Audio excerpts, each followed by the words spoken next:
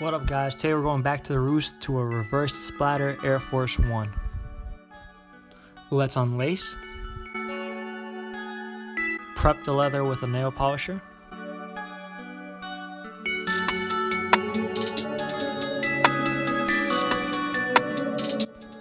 Then let's mask off the areas which we don't want paint on so we keep it clean.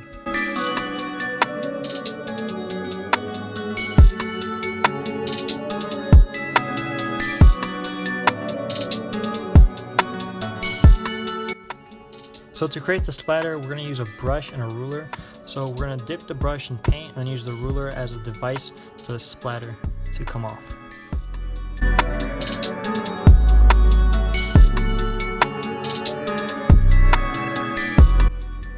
We're going to repeat this step. It kind of takes a while to get used to it, but let's do it on both shoes.